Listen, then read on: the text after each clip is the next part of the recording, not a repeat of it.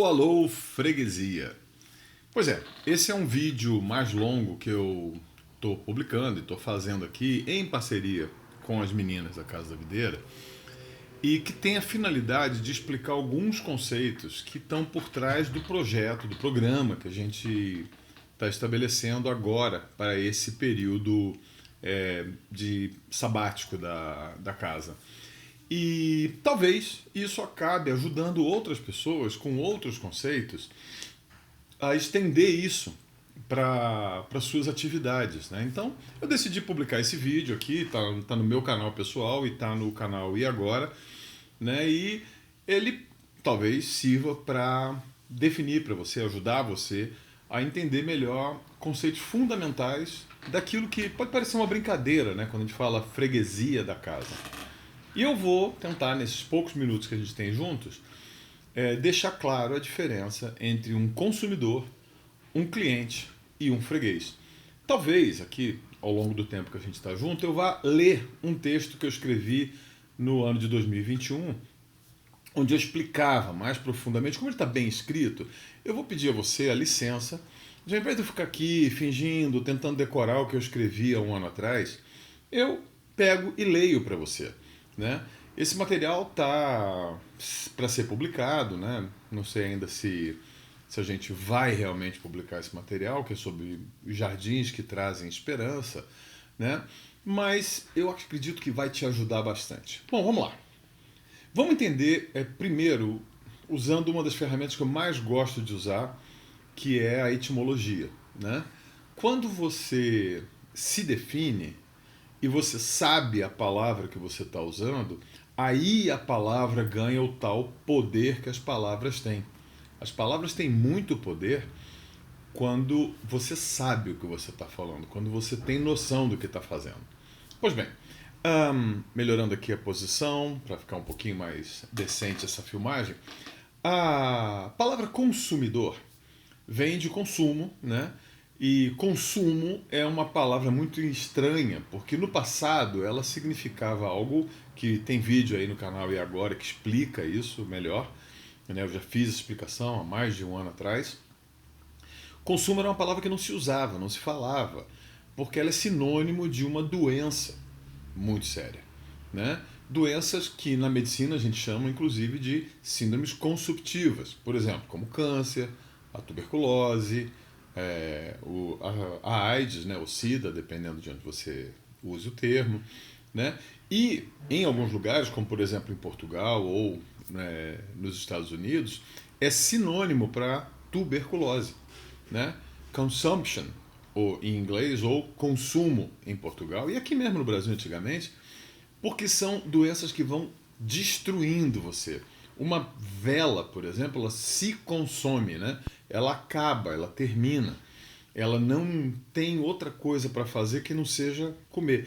E essas bactérias que causam doenças como a tuberculose ou vírus, né, que desencadeiam a possibilidade que bactérias te comam vivo ou que geram doenças degenerativas que te enfraquecem, tem esse nome, síndromes consumptivas, porque elas te consomem.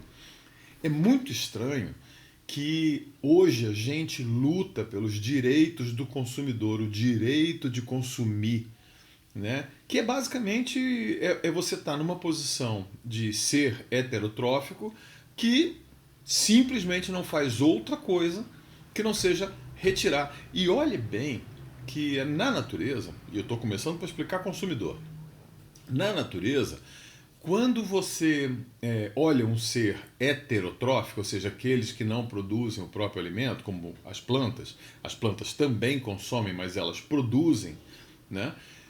O ato de consumir de um ser, seja ele uma bactéria, um peixe, um elefante, vai gerar uma série de efeitos que ele consome de um lado e ele gera alguma coisa que é útil, nem que seja o esterco dele para gerar mineralização no solo. Né? Nem que o consumir da madeira do castor, por exemplo, vai gerar uma represa que vai aumentar a biodiversidade e por aí vai. Só nós, humanos, conseguimos nos definir somente como consumidores.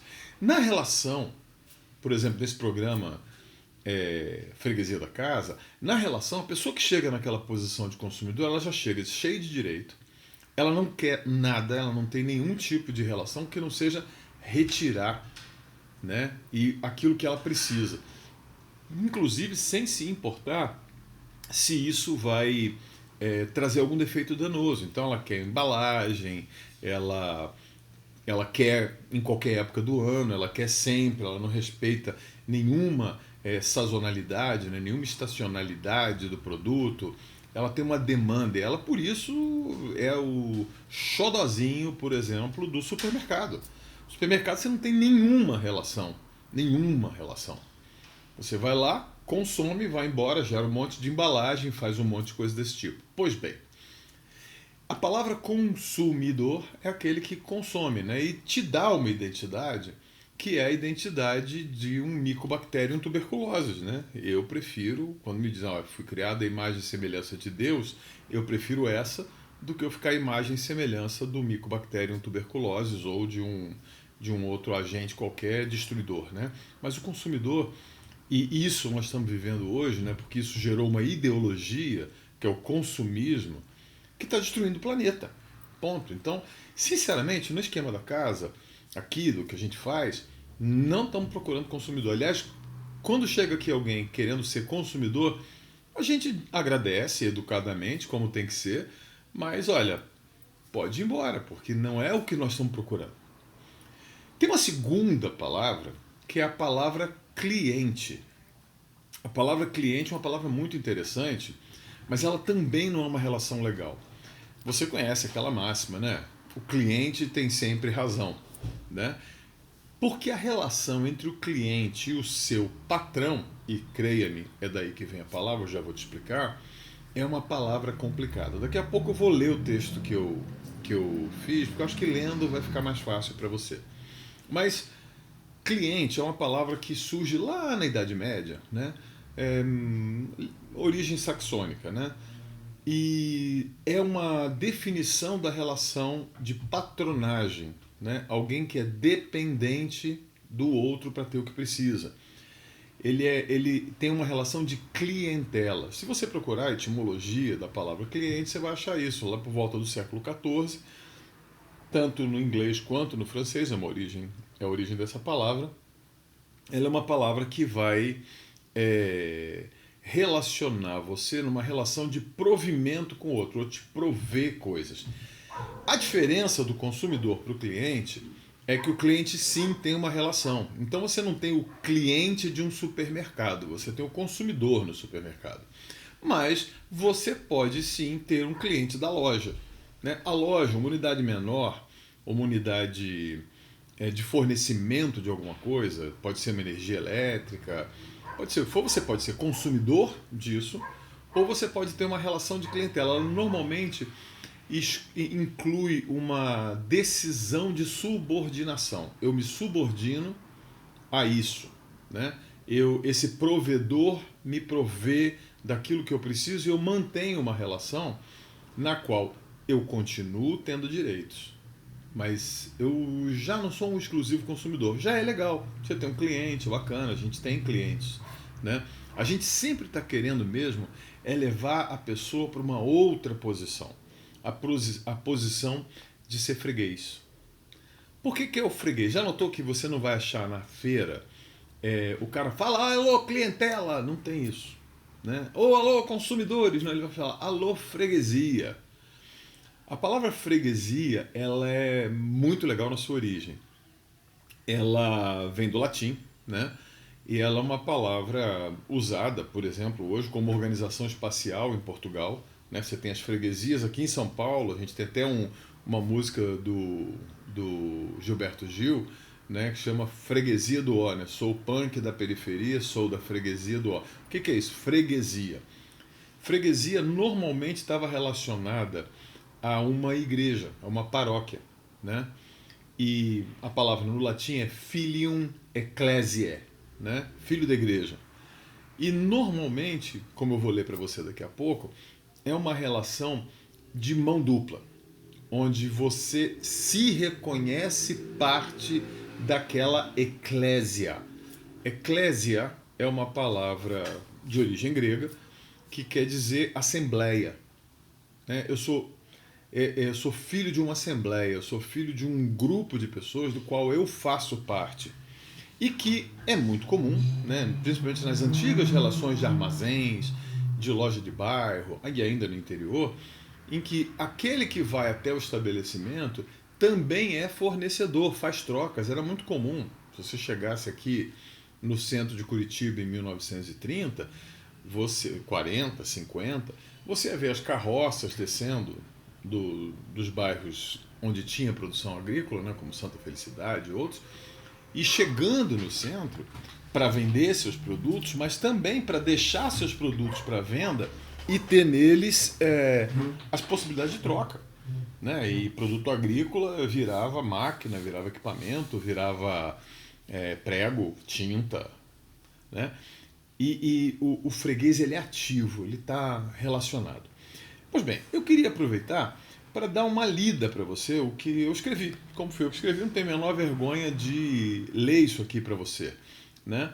Deixa eu achar aqui. Ó. Eu coloquei, ó, a origem da palavra freguesia se encontra na expressão latina filium ecclesia, como eu acabei de falar. O fator gerador de uma freguesia durante a Idade Média era a existência de uma igrejinha local, e os paroquianos podiam ou não serem os fregueses do pároco. Né? A estrutura da vida eclesial em torno desse lugar, né, na Idade Média, era mais do que de exclusiva participação em serviço religioso, você ir lá na missa e tal.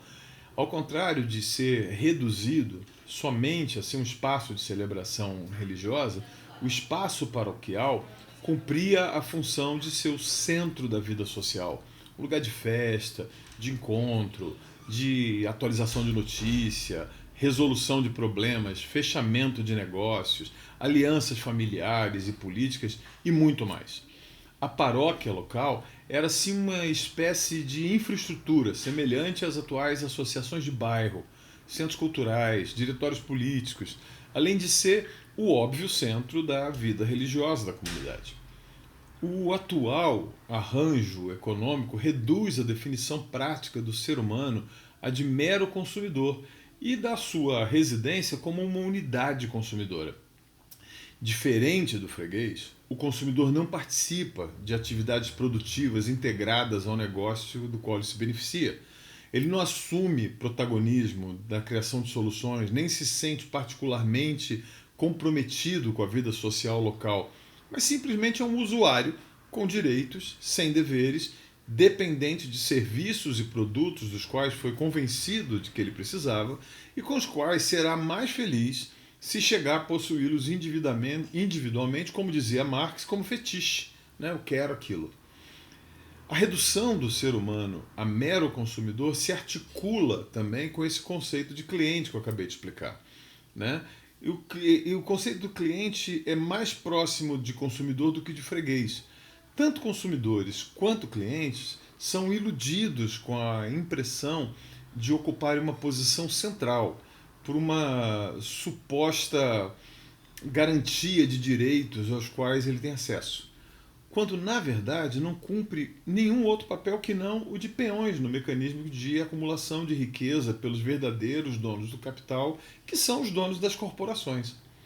A participação do consumidor nessa acumulação se resume a uma escolha, entre aspas, entre uma série de inutilidades dispensáveis das quais ele é convencido pela propaganda a depender cada vez mais, sendo induzido a optar por diferentes meios de endividamento, aos quais ele vai se sujeitar, vai se submeter para poder obter aquilo que ele quer consumir. Assim como acaba por adquirir fetiches mercantis que supostamente suprirão as necessidades das quais se encontra convencido pela manipulação dos mecanismos de propaganda. Uma alternativa com potencial para criar outra forma de se relacionar com negócios locais é evitar essa situação retroalimentada de acumulação na ponta da pirâmide social, né, com gasto na base da pirâmide, e pode ser influenciada pelo retorno da prática e do uso da antiga palavra, né, característica dos armazéns, das feiras de outrora, e antes usada para definir a pessoa em suas relações mercantis, o freguês. O freguês, ele é um participante ligado ao ciclo econômico local por laços substantivos de lealdade, de relacionamento, de fidelidade e reconhecimento mútuo. Eu conheço quem tá me fornecendo e ele me conhece. O cliente e o consumidor têm os seus direitos garantidos por lei e se mantém numa relação de tensão permanente com seu fornecedor. É um fornecedor, eu consumo, ou é um provedor, eu sou o cliente e eu tenho direitos e vai ser aquela briga. O freguês, ele pode vir a construir uma aliança estratégica, substantiva, ou seja, eu compro ali no seu Manuel ou eu faço uma relação com ele porque eu sou amigo dele, porque eu gosto dele, né? E usualmente essa relação substantiva ela existe. Eu me lembro de uma vizinha que nós tínhamos, já falecida, Dona Maria, que atravessava a cidade por causa de uma relação de lealdade que ela tinha para comprar alguns embutidos com um específico fornecedor de quem ela tinha sido vizinha, que ela continuava freguesa, amiga, conhecida. Semelhantemente, o freguês tende a passar a se sentir parte de uma comunidade de iguais. E por vezes ele escolhe tomar parte de um ciclo econômico construído a partir de uma série de compromissos e obrigações substantivas e pouco explícitas, mas baseada em noções perceptíveis de familiaridade, de fidelidade, vizinhança, e a partir das quais não é incomum que se chegue a participar ele mesmo como fornecedor de produtos e serviços eventuais. Quando a gente teve a ideia de criar o programa Fregueses da Casa, né, foi exatamente assim, pô, a gente não tem cliente, a gente não tem consumidor, a gente tem um bando de um amigo muito querido e que precisa comprar coisas como a gente muitas vezes compra ou faz outras relações com essas pessoas. Então, eu espero que tenha ficado claro nesse vídeo para você a diferença, né? Consumidor, cliente e freguesia, e freguês, né? E eu espero, sinceramente, que você possa entender que para o futuro, para que a gente acabe com as relações de consumismo, para que a gente possa não ser iludido por uma propaganda que te tenta fazer cliente de um determinado lugar, que a gente possa transformar realmente as nossas relações em relações de freguesia. Então, se você chegou até aqui, né, e quiser, se você for lá no site da Casa da Videira, né, www.casadavideira.com.br, e se você morar em Curitiba, a gente está montando um grupo, ou expandindo um grupo de fregueses que vão ficar com alguns dos produtos que a gente vai permanecer produzindo aqui na cidade e que tem a ver com essa relação de apoio, de amizade, de carinho. Eu espero sinceramente que você esteja com a gente.